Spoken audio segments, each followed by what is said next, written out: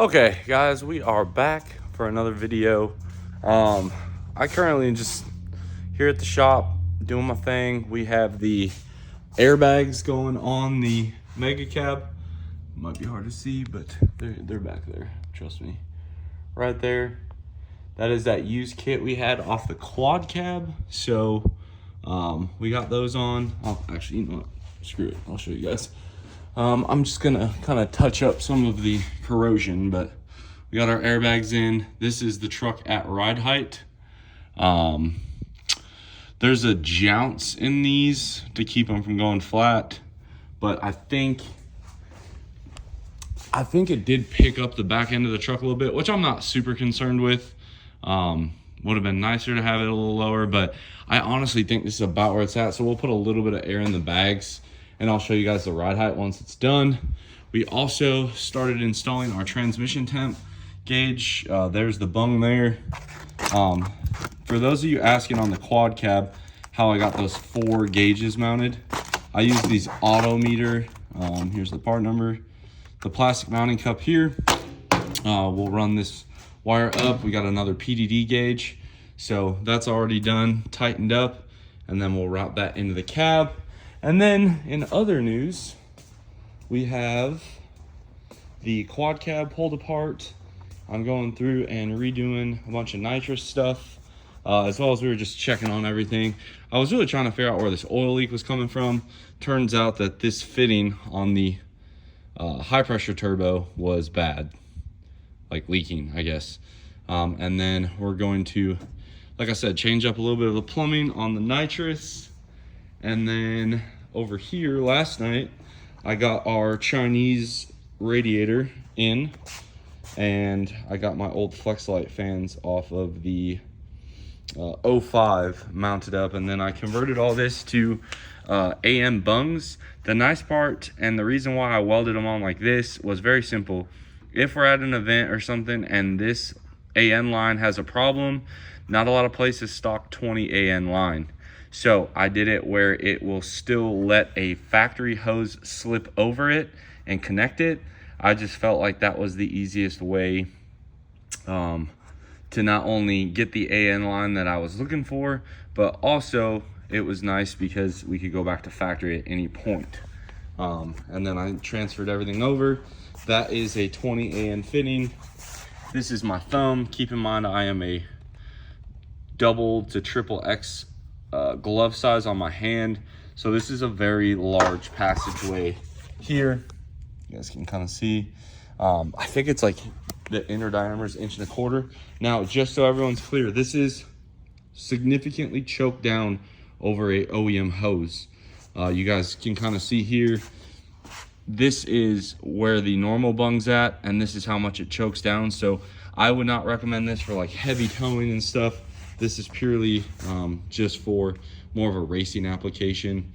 And really what you're trying to do is, in the event of a head gasket pressurizing the cooling system, even if you have, good hose clamps and everything done right, it can slip off and push this hose off and spray coolant everywhere.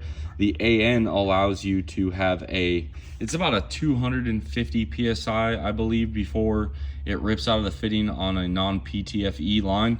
So we've essentially, probably added at least, I'd say, tripled our burst before the coolant sprays everywhere. So again, that's what this is for when the cooling system pressurizes. As you get rid of all the weak points, the freeze plugs, the thread-in freeze plugs on the head, the freeze plug on the back of the block, on the front of the block, and then, now basically the radiator cap should also be able to vent that off, and it should look pretty nice too.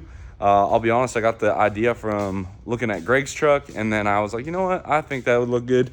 So that's what we're doing. I'm a huge fan of the mechanical fan. However, for just looks and weight and simplicity and everything else, we're gonna go to a electric fan setup. The days of this truck towing anything are gone. And realistically, for heavy street use, not towing, those Flexlights usually do a pretty good job. It's when you're towing that they seem to struggle. So I got the coolant draining out of this. I also got our Mega Jets installed. And for those of you guys that are unaware of what these are, they come from Durhammer. Yeah, I think it's Durhammer. Tony Durhammer. I think it's business card. It's a HammerTech race cars. They are, I think they're in Indiana. They might be Kentucky. And let me show you guys what the bee's knees is here with these. So on his kits, what we were working with is jets like this. Okay, so this is a 73. Let me find a little bit bigger one here.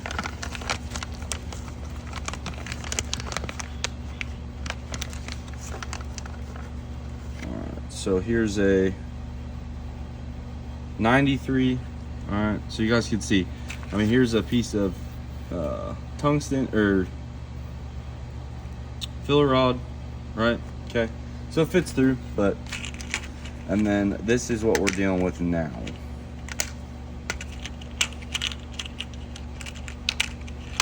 So this is the size of his adapter jet.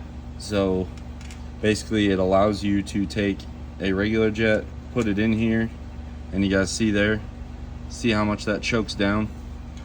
And then what's really cool is this is the biggest jet he sells with his kit. This is a 315 jet. And just for a little size comparison here, here is our 93, and here is our 315. So I don't know what jets I'm going to use, but as you can see here on a 375 with a -6 line, we're going to be able to feed, I would imagine that's probably close to 5 or 6 times the nitrous on one solenoid. So in a nutshell, what was happening is we had all the right stuff. We had the 375s, the 2 bottles, all that stuff.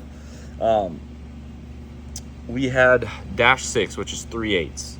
3/8 expressed in a decimal point is 0.375. Our max, or our nitrous express 375 solenoids are a 0.375 orifice. So we had a -6 feeding it, going through essentially, let's call it a -6 shutoff system in that 375. Then it got choked down to a -4, which is a 0.250. So we lost some flow there. And then it was going into a 1/8 inch NPT bung, which is a nozzle. They look, excuse me. They look like this. All right. So this is what we choked ourselves down to. About, I think the idea of these is, it was like, I think you could put a 136 jet in here and pretty much maximize that. Now, our new setup is -8. So a -8's not a perfect 1/2 inch. It's like 0.4, I think 4.8. I could be a little off on that. So we have more volume going into the solenoid. Then out of the solenoid, it's a -6. And then to our Mega Jets, which are these right here, we will spray it into the intercooler pipe. So essentially I could have on those Max 5s, or not Max 5, the 375, I would need about 4 of those 1/8 inch NPT nozzles to equate to 1 of these Mega Jets. And if you look right here, this is the Mega Jet right here. You guys can kind of see how big that is right there. So we set the truck up to run 3 of them. I don't know if we're gonna actually run all 3. Very easy to cap these off. This is our original 4. So basically these 4 here, this still probably outflows it, just 1. So everything, feed line got upsized, coming out of the solenoid, upsized, into the pipe, upsized. I think that should really help with our nitrous delivery. I won't have a million lines and a million jets in there. I really should be able to just pulse width a couple of those Mega Jets, keep a small one for spool up, and we should be able to let that hammer drop and really kind of get things going. The other thing we've been working on, big thank you to Dom, is getting a file that starts right, and will hopefully make big power. We found some issues, or let me rephrase, he found some issues in what I was trying to do, and hopefully we can rectify that and make a pretty nice number. I'll be honest, guys, I'm kind of 5 places at once, so what I'm gonna do is I'm gonna just keep working. I'll show you guys kind of the finished products, any tech tips I run into along the way. But again, for right now, our fire pump kit is not here for the top hose, which sucks.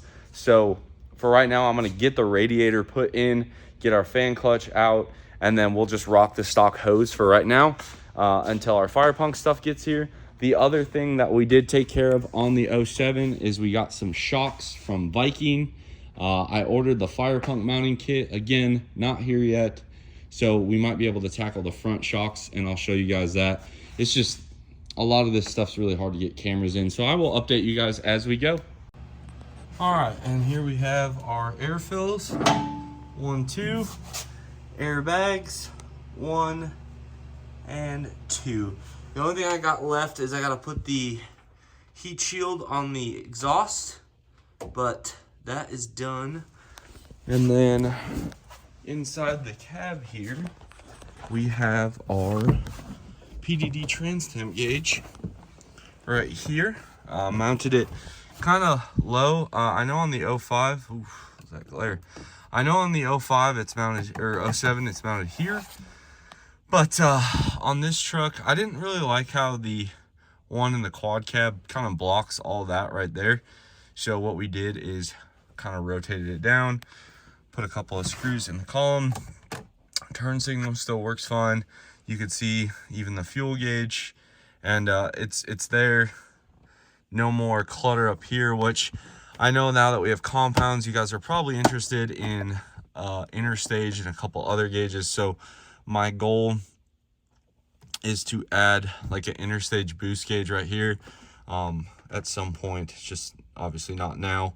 But yeah, we got our trans temp. We also have our electric trans cooler hooked up as well, which is actually on a key on power source, so can't kill the battery like the 07. And other than that, guys, for the tow rig, that's about it. One last video we're gonna do on this thing is going to be how to tuck this harness in the cowl.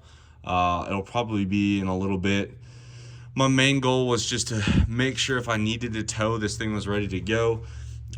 With the compounds like this, realistically, I think this harness would probably be okay.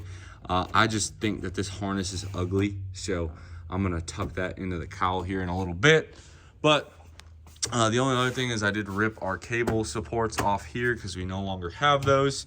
So for the tow rig, wire tuck, new battery, and I think that's about gonna round it out. Obviously I will do some towing videos for you guys, but that's it. We got our airbags, all our gauges, 1100 horsepower. I mean, what more? We got our bougie wheels, all new suspension, all new shocks, built trans. Like, that's pretty much all you need for a tow rig. I do realize that build kind of got out of hand, but a lot of you guys already called it, so it is what it is. I'm looking forward to doing some towing. I believe April 1st weekend will be the first time I actually tow anything with that.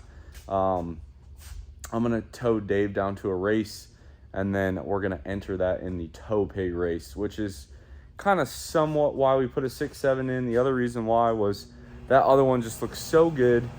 I wouldn't put it back in the quad cab just because now we have an even bigger motor in it. That's kind of where we're at. Tomorrow we'll pick this video back up and we're going to do some of the nitrous stuff. I don't know how far we're gonna get, so this video might be kind of open-ended, but you know, such is the way of the race truck. On a final note, we do have another 6.4 being built for this. And when I say built, I mean we're getting sleeves pressed in another block and another girdle. That way we do have a backup engine for this truck. In case anything happens this season, we'll be ready to go. As of right now, the coolant's drained out of it. I don't think I'm gonna be able to put the new radiator in. Originally, I wanted to. However, with the way our intercooler is now, in order to get the radiator out, you gotta pull the intercooler out. And I don't know if I really wanna deal with ripping the front end off. Maybe tomorrow I'll wake up in better spirits. All right, guys, I don't even remember really where we're at on this video. So this thing's all over the place. Welcome to my life. So last night, I took the truck apart on the front end in preparation for our new radiator. All of our stuff shipped from Fire Punk, which is awesome. Big thank you to Rick Fox over there for making it happen. It's not gonna matter. I'm still gonna use it, but you know, things took a very interesting turn today. I'm not until everything's here and just know that when it happens, I'll show you guys. But a lot of things are changing. I really, you know, just talk to people that are smarter than me. Like I've always said, guys, I'm never claim to know everything, never will. But yeah, things are changing. So we are going to kind of put a pause on the radiator for right now. We'll leave it apart, but a couple things happened. We're gonna go ahead and put our control arms in. So these are made by Dakota Sargent from Full Hook Performance. He's out in like Vegas area of Nevada. These are his billet aluminum control arms. I don't know the specs on them, so bear with me. This is his new updated design with the different heims. Obviously your longer ones are your lower ones and the top are the shorter ones. Fully adjustable. He has them preset for a stock height truck, which the 07 is. So we will leave them alone for right now. He does offer different arms, I believe, for different, or like if it's leveled, maybe there's a different set. But I have had these for probably a year and a half. I told myself one day I would install them. Today is that day. So I'm gonna go ahead, get this all ripped apart. Being that this truck originated in Salt Lake City, Utah, I'm envisioning one hell of a fist fight with these control arms. If you guys are doing this at home with a rust bucket like I own, all I'm gonna tell you is a Sawzall is your friend, or a torch, whatever your choice. But we're gonna get these ripped off and get these installed. Tell you what, this did not go as smoothly as the Mega Cab, but it is apart. It's prepped for Pour 15. Dave's over here just doing small business owner things. Everyone loves when you talk, Dave. Just say something.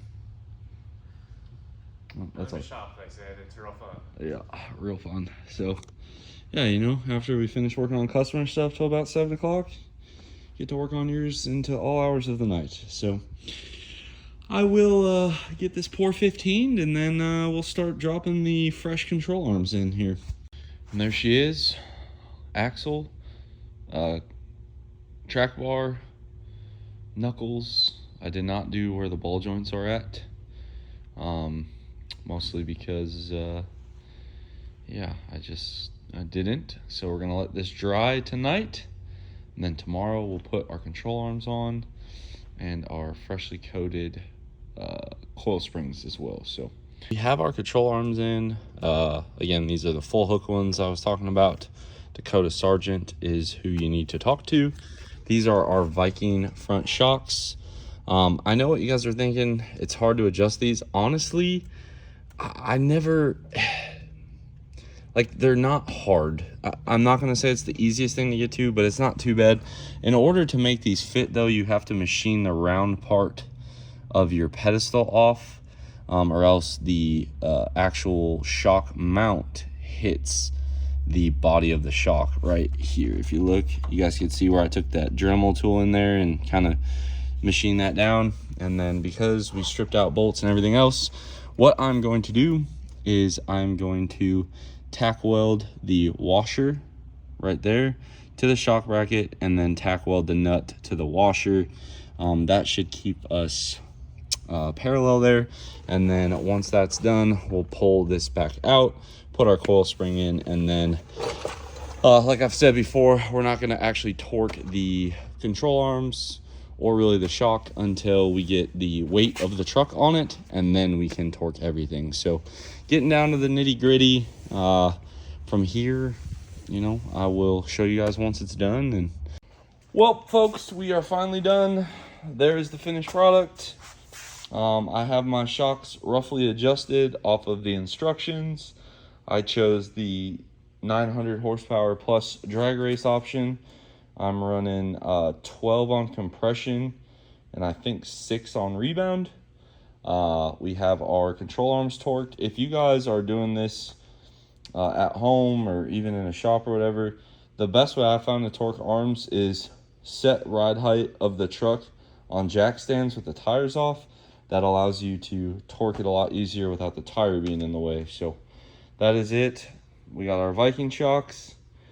We have our billet control arms. That is quite the upgrade. As I apologize, this video is kind of all over the place, filmed I think over 4 days. So again, this is just kind of the hurry up and wait game. I think you guys will probably lose your minds when you hear what we have just bitten off with this truck as far as changing things around. But I'm gonna leave you guys here. Again, Full Hook Performance in Nevada. Dakota Sargent makes the arms. Viking shocks, I think they're based out of Michigan or Wisconsin. I've ran these before. This is the Warrior series, not the top of the line. They're meant more for street trucks. They are dual adjustable. You have to call them and give them all the specs.